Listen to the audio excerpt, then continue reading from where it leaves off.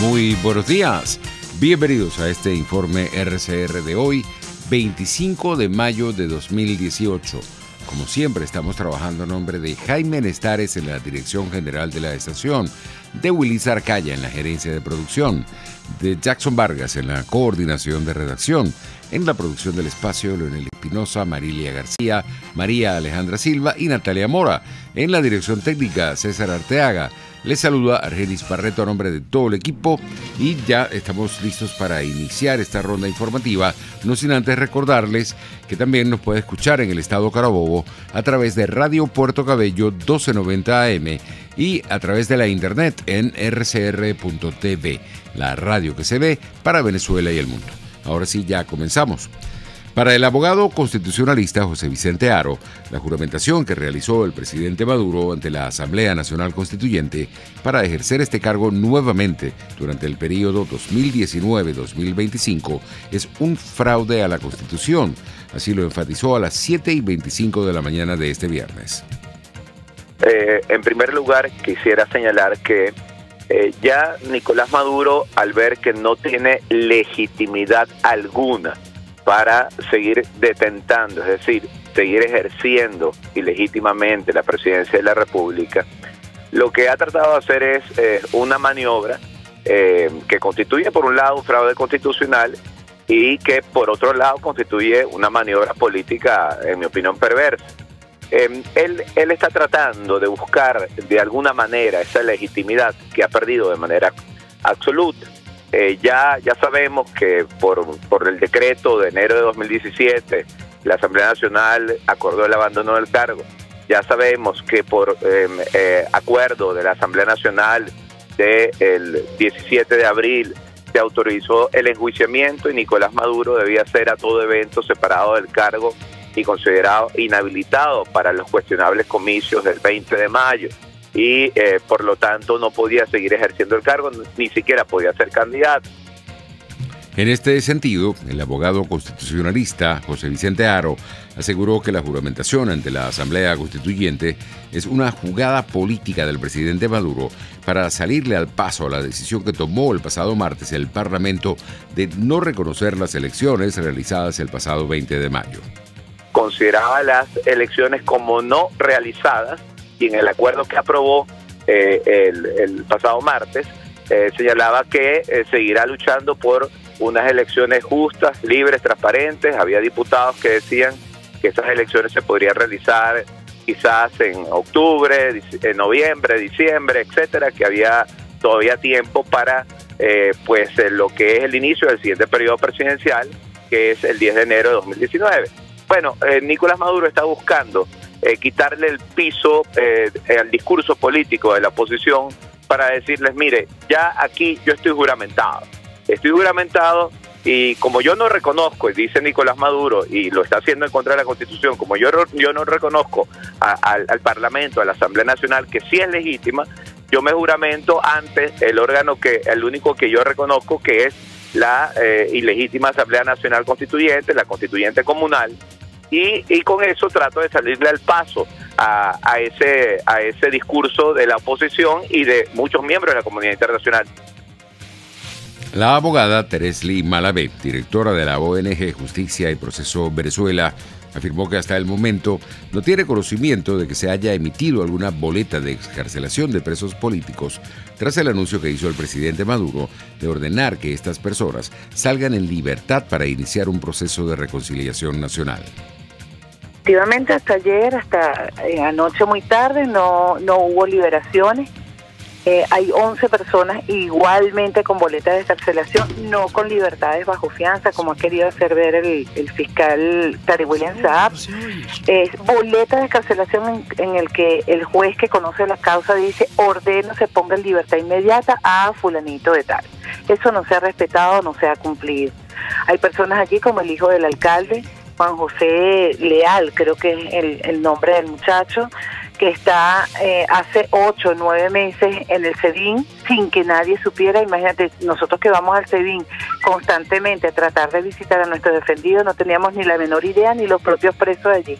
Si no es por las manifestaciones que hicieron los presos políticos, nunca se hubiese sabido que ese muchacho tiene ese tiempo allí, sin que un tribunal conociera de su causa, sin nada. ¿Cómo debe salir? De manera inmediata, sin trámite, sin nada. Y fíjate, continúa allí detenido, esperando aparentemente porque su papá se entregue y entonces harían un canje. La abogada Teresli Malavet, directora de la ONG Justicia y Proceso Venezuela, aseguró que estos anuncios de liberar a los presos políticos es básicamente producto de la presión internacional contra el gobierno. Bueno, es una válvula de escape como para evitar tanta presión desde ese punto de vista, pero no porque realmente ellos cumplan la decisión de un juez o no. Experiencias anteriores nos han dicho que, bueno, sencillamente el SEBIN otorga la libertad y nosotros después vamos, le informamos al juez y el juez inventa algo en un papel con una fecha trazada. O sea, esto no es obstáculo que el juez le ordene o no. Ya los jueces, honestamente, han perdido absolutamente el respeto de todas las instituciones, inclusive el respeto por parte de quienes hacemos vida en los tribunales, porque, bueno, se sabe que ellos ni siquiera han cumplir sus funciones. La Constitución Nacional prevé que los jueces deben hacer valer sus decisiones. Y yo no he visto nunca un juez allí, a pesar de que sea denunciado. Les voy a poner el típico ejemplo de los polichacados. De los polichacados se otorgaron boletas de excarcelación a todos. No sabemos cómo fue el proceso de selección por parte del gobierno para otorgárselos a unos y otros no. Yo no sé si ustedes recuerdan que salieron un buen lote de polichacados en la oportunidad pasada que comenzaron a liberar presos políticos. Entre tanto, el miembro del Foro Penal venezolano, Alfredo Romero, escribió hace ya aproximadamente una hora en su cuenta de Twitter que ningún preso político ha sido liberado hasta ahora, a pesar de los anuncios hechos por el presidente de la República, Nicolás Maduro, el día de ayer. Solo los directivos de Banesco fueron excarcelados antes de ayer. Lo que ha ocurrido en las últimas 24 horas es que ha habido nuevas encarcelaciones, según Alfredo Romero. 9:08. Sebastián Abarráez, periodista del semanario Quinto Día, especializada en la fuente militar, aseguró que la Fuerza Armada está atravesando una situación muy difícil por la serie de detenciones de integrantes de esta institución armada en todo el país. Así lo expresó a las 7:10 de la mañana de este viernes. Esto ha venido ocurriendo con mayor fuerza en las últimas semanas, en las últimas 2 o 3 semanas, que han llevado a ser detenidos a un grupo importante de oficiales de alto rango y de todos los componentes, también algunos civiles y oficiales retirados. Hay una situación bien difícil en estos momentos en la Fuerza Armada Nacional Bolivariana. Hay muchos ruidos y también muchas evidencias de conspiraciones, de grupos que habrían coincidido en que ya es insostenible lo que ocurre tanto en la Fuerza Armada como a nivel nacional. Recordemos, y esto es bien importante siempre enfatizarlo, que lo que ocurre en la Fuerza Armada es el reflejo de lo que ocurre en la sociedad o viceversa. Y obviamente en la institución armada han venido siendo muy golpeados los diferentes niveles o los diferentes rangos por la situación económica, política y social del país. La periodista Sebastián Abarráez destacó que la Fuerza Armada fue el mejor testigo de la abstención que se registró el pasado 20 de mayo en el proceso de elección presidencial convocado por la Asamblea Nacional Constituyente. Porque son ellos los encargados del Plan República, es decir, no solamente de la custodia del material y el traslado del material electoral, sino que además son los encargados de la custodia y el orden de los centros de votación. Entonces, ¿quién es mejor que ellos para ser testigos de la baja participación de la población en estas elecciones? Pero a eso se le suma que días antes o semanas antes había una fuerte crítica hacia las elecciones porque, bueno, no se consideraban transparentes, porque el llamado tanto interno de la Fuerza Armada como en la sociedad civil era que se pudiese hacer unas elecciones, digamos, que realmente tuviesen legitimidad de la población, con un ente electoral menos parcializado y con una y con la participación de los dirigentes, los líderes que quisiesen participar. 9:11, cambiamos de tema y tenemos que el nivel de las relaciones entre Estados Unidos y nuestro país fue punto de discusión durante una audiencia en el Senado de esa nación norteamericana. Mientras tanto, en el Capitolio, legisladores de ambos partidos promueven proyectos de ley en favor de los venezolanos. La Voz de América nos tiene el reporte. Venezuela fue uno de los puntos tratados por el secretario de Estado Mike Pompeo durante su participación este jueves en una audiencia ante el Senado. Pompeo se refirió a la última decisión diplomática de Estados Unidos sobre Venezuela. Hemos respondido recíprocamente expulsando a 2 diplomáticos venezolanos de alto rango de Estados Unidos. Al mismo tiempo, el líder de la diplomacia estadounidense hizo mención sobre un ciudadano de Utah acusado de terrorista por el gobierno del presidente Nicolás Maduro. Tenemos a un ciudadano estadounidense encarcelado allí que queremos tener de regreso urgentemente, Joshua Holt, y estamos comprometidos a hacerlo. El encargado de negocios en Caracas, Todd Robinson, ahora expulsado del país sudamericano, había hecho diligencias para lograr la liberación de Holt por razones humanitarias, pero no recibió respuesta del gobierno venezolano. Desde el Senado, Leopoldo Martínez, miembro del Comité Nacional Demócrata, expresó que Venezuela es un tema que ha llamado la atención de ambos partidos en el Capitolio. En la Cámara de Representantes hay un proyecto de ley promovido de manera bipartidista, pero en donde ha jugado un papel muy protagónico el diputado Eliot Engel de Nueva York, y aquí en el Senado el senador Menéndez ha sido un vocero de altísima calificación, y en el partido hay, en líneas generales, una inmensa preocupación. El senador Durbin viajó a Venezuela y regresó con una apreciación muy clara de la crisis social, humanitaria que se vive en el país. En Venezuela, el presidente Nicolás Maduro asegura que tiene pruebas que, según él, ponen en evidencia los planes de conspiración por parte de Estados Unidos contra su gobierno. Jorge Agobián, Voz de América, Washington. 9:13. Entre tanto, el diputado William Dávila, miembro de la Comisión de Política Exterior del Parlamento, calificó de muy importante toda la reacción que se ha generado en la mayoría de la comunidad internacional, expresando con acciones concretas su rechazo a lo que está pasando en el país. Tenemos nosotros años con embajadas sin embajadores. Los Estados Unidos tenían encargado de negocio, Argentina tiene encargado de negocio, hay varias embajadas, ¿no? Que han venido actuando simplemente con los encargados de negocio, ¿no? La política exterior venezolana, si es que hay alguna, es de un aislacionismo, es de confrontación permanente, es de choque con los embajadores. En el caso, por ejemplo, Colombia no tenemos aquí embajador. Ya acabo de decir Argentina, Chile no hay embajador. En Brasil no hay embajador. Así pues, de que no es de extrañar, Canadá no tiene embajador. Es decir, estamos funcionando simplemente con encargados de negocios desde hace algún tiempo. Yo lo que sí creo es que tiene que, habida cuenta de la situación irregular que estamos viviendo en Venezuela, la presión diplomática tiene que tener un resultado concreto en cuanto a la normalización de la situación en Venezuela, porque realmente todo este problema migratorio, el problema alimentario, el problema nutricional, es un problema que la comunidad internacional en este momento le está prestando suma atención. A las 8:40 de la mañana de este viernes, el diputado William Dávila aseguró que el incremento de la migración de venezolanos hacia Colombia tendrá también un peso significativo en los comicios presidenciales que se realizarán este domingo en ese país.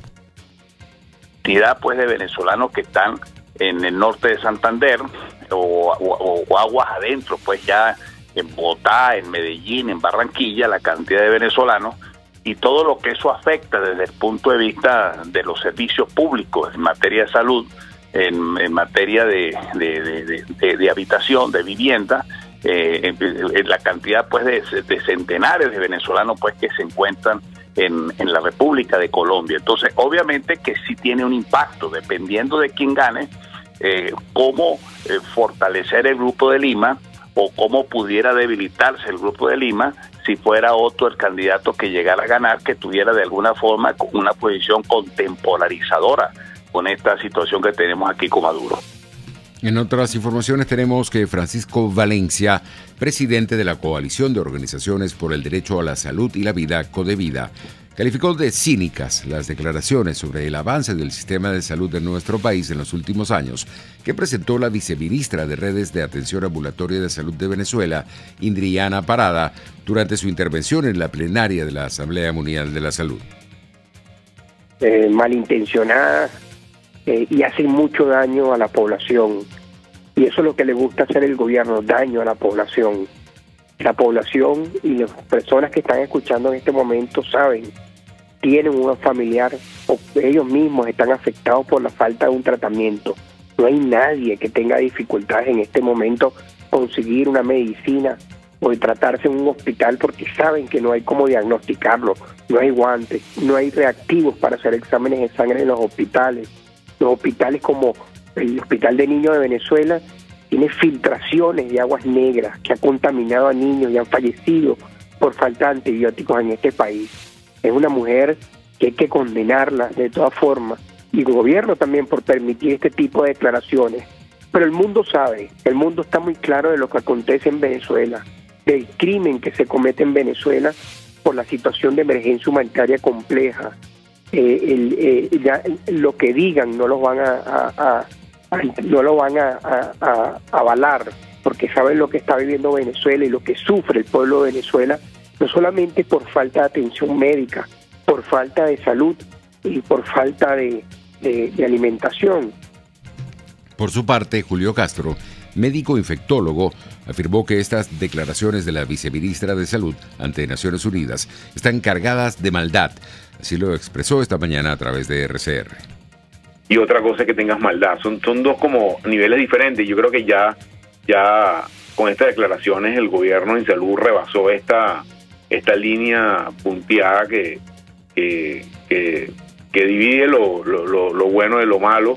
Y lo peor para ella es que el mundo entero, incluyendo la Organización Mundial de Salud, tiene perfectamente clara cuál es la situación. Estoy hablando de las organizaciones internacionales como la Cruz Roja Internacional, Médicos Sin Fronteras, a quienes les han robado tratamiento en Venezuela del propio gobierno venezolano. Organizaciones de ayuda humanitaria internacional de muy alto calibre tienen clarísimo cuál es la situación en Venezuela. Te voy a dar dos ejemplos claros. El primero de ellos, ella dice en esa misma declaración que han bajado a la mitad el número de casos de malaria. El número de casos de malaria, según datos del propio ministro hace un par de semanas, llegó a 490.000 casos solamente en el estado de Bolívar el año pasado. Y ellos están utilizando el argumento que son 150.000 casos este año, pero ella misma no se ha dado cuenta que el año le faltan 9 meses o 8 meses todavía de lo que queda. O sea, ellos llevan en lo que va de año un número equivalente al 30% de los casos que deberían ser para el año que viene. O sea, si tú sumas los casos que tienes en el primer trimestre, terminaríamos con 600 o 700.000 casos este año, que son 40% más que lo que tuvimos el año pasado. Esa es la disminución del 50% de los casos, porque están comparando los casos de enero a marzo contra todos los casos del año pasado, una cosa que un muchacho de cuarto grado se va a entender claramente que es una estupidez o una ridiculez, y es algo que no merece ningún análisis. En este sentido, Julio Castro, médico infectólogo, afirmó que desde hace 10 años no se aplican vacunas en el país contra el sarampión y la difteria. O sea, tú ves personas que tienen 12 o 13 años de edad con difteria y sarampión, esas personas no se vacunaron, y no es la guerra económica fulana, no es las sanciones fulana, que no, hombre, tienen 10 años sin vacunar a como deberían vacunar en el país, a pesar de tener las vacunas, porque la Organización Panamericana de la Salud le aumentó a Venezuela el crédito al doble que tenía para aumentar su deuda, para poder seguir enviando vacunas del fondo rotatorio. Aún a pesar de eso, que tienen vacunas, no han vacunado suficientes personas, y es una cosa que ellos mismos saben. 9:20, hora de ir a publicidad.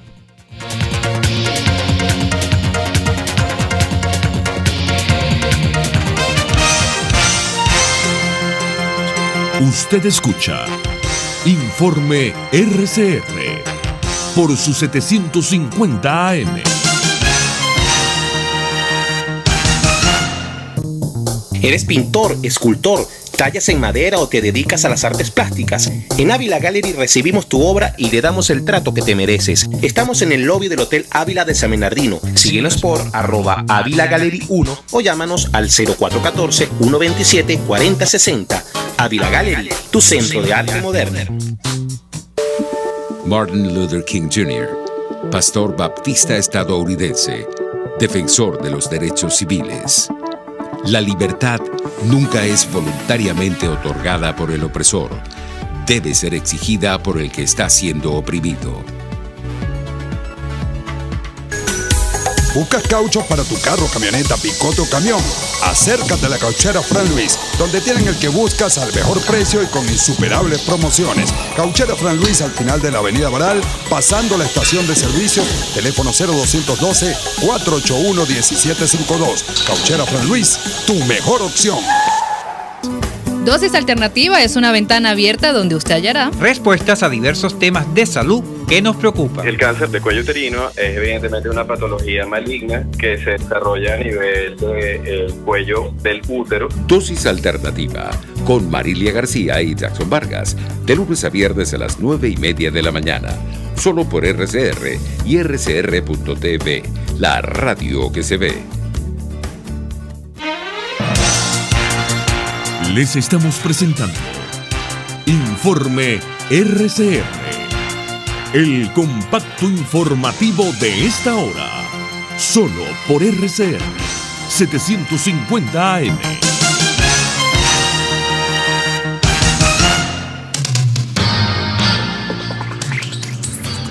Nueve y 22 minutos. Comenzamos nuestro recorrido internacional en Colombia, donde todo está listo para los comicios presidenciales que se realizarán el próximo domingo en el vecino país.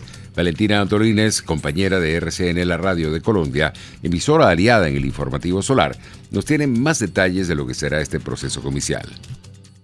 Buenos días, Colombia se prepara. Estamos a menos de 48 horas para que la izquierda y la derecha conservadora se midan en un inédito primer duelo por la presidencia de nuestro país. Dos asuntos claves entrarán en juego: un pacto de paz por cumplir y la tormentosa relación con Venezuela.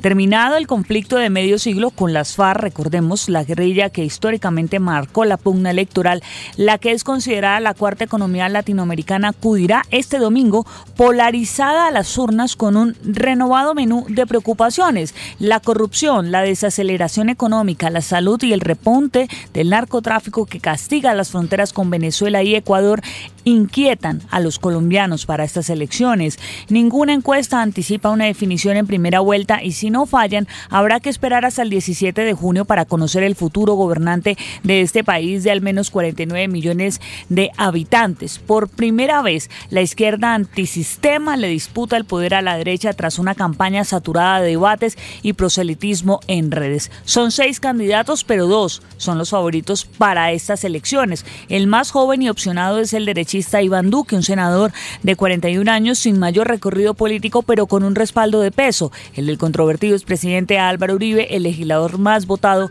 en el mes de marzo. Un total de 75.656 militares van a cuidar los 10.998 puestos de votación y 95.224 mesas para que los colombianos podamos ejercer el derecho constitucional al voto. Esto es un informe desde Bogotá, Colombia, en RCN Radio para Radio Caracas Radio. Muchísimas gracias, Valentina. En Estados Unidos, de manera unilateral, el presidente Donald Trump canceló la planeada cumbre con el líder norcoreano Kim Jong-un, prevista para el 12 de junio. El mandatario estadounidense argumentó que la abierta hostilidad de Pyongyang lo llevó a tomar la decisión. Nuestros colegas de La Voz de América nos amplían la información. El encuentro entre el presidente Donald Trump y el mandatario norcoreano Kim Jong-un, planeado por el 12 de junio en Singapur, no será. La Casa Blanca sí lo comunicó a través de una carta escrita por el mandatario en que da como razón la tremenda agresividad y la abierta hostilidad del régimen en su último comunicado. En él se insultaba al vicepresidente Mike Pence por su declaración sobre un posible fin de Kim como el de Gaddafi si Corea del Norte no aceptara un acuerdo con Estados Unidos. El mandatario estadounidense comentó la decisión. Bueno, muchas cosas pueden suceder y una gran oportunidad nos espera potencialmente. Creo que esto es un tremendo revés para Corea del Norte y de hecho para el mundo entero. A pesar de las señales de apertura de Corea del Norte como la liberación de 3 prisioneros estadounidenses y la destrucción construcción de un sitio de pruebas nucleares, la cumbre ya estaba en duda. Así lo confirmó el secretario de Estado Mike Pompeo en su audiencia en el Congreso, lugar donde senadores de ambos partidos comentaron el anuncio. Hubo algunas sensaciones recientemente sobre que quizás ellos no estaban muy dispuestos, por decir, en el lado norcoreano, para tener este tipo de encuentro, y debemos asegurarnos de que cuando tengamos la reunión sea algo productivo. Kim Jong-un ya ha recibido algo que quería, un reconocimiento de que él puede ser visto como razonable. Y es increíble para mí que la administración de alguna manera esté sorprendida de que Corea del Norte se comporte como Corea del Norte. Donald Trump afirmó que Estados Unidos está dispuesto frente a cualquier acción de Corea del Norte, que las sanciones continuarán siendo extremas, pero al mismo tiempo él está listo ante cualquier cambio de idea de Kim Jong-un y que la cumbre podría aún tener lugar en el futuro cercano. Jacopo Luzzi, Voz de América, Washington. Ahora vamos a España, donde el Partido Popular de Mariano Rajoy, que gobierna ese país europeo, fue condenado por beneficiarse de una trama de financiación ilegal en una macrocausa de corrupción en la que fueron condenadas 29 personas a un total de 351 años de cárcel. Más detalles con nuestros colegas de Radio Francia Internacional. Con estas fuertes condenas de cárcel por el caso Gürtel, la justicia española busca reivindicar su imparcialidad y demostrar que no hay trato de favor para los corruptos ligados a la alta política, o lo que es lo mismo, vinculados a la mayor trama de corrupción destapada en España. Empresarios cercanos al PP pagaron durante años comisiones ilegales a políticos del partido de la derecha española a cambio de la concesión de contratos públicos. La sentencia de la Audiencia Nacional también confirma por primera vez la existencia de una contabilidad paralela con la que el partido gobernante tejió un eficaz sistema de corrupción institucional. Solo estamos ante unos cuantos hechos aislados, ha reiterado el presidente Rajoy sobre el desenlace del último escándalo de corrupción que afecta a su partido. El PP ya ha dicho que recurrirá a la sentencia en su contra, aunque las condenas por corrupción han desatado las críticas de toda la oposición, incluido el conservador Ciudadanos, que ha advertido a la formación gobernante que podría poner fin a su apoyo parlamentario. Para Radio Francia Internacional, desde Madrid, Luis Méndez. Ya para finalizar, tenemos servicios públicos. Rómulo Guevara solicita con urgencia Fulgram de 1 gramo o amoxicilina de 875 miligramos. Su número de contacto es el 0414-109-4804. Magali Aranguren está buscando olanzapina, risperidona, carbamazepina y ácido valproico. Quien pueda colaborar la puede llamar al 0212-462-7208. Anabel Ferreira está solicitando efedrina en ampollas, Catgut simple, Bicril y sutura o nylon 4-3 y una aguja Rede. Su número de contacto 0212-251-0484. Y para finalizar tenemos que Liliana está solicitando alprazolam, losartán potásico, azarga o trabatán y cloruro de magnesio. La pueden llamar al 0414-310-4189. Así finalizamos, que tengan un feliz fin de semana.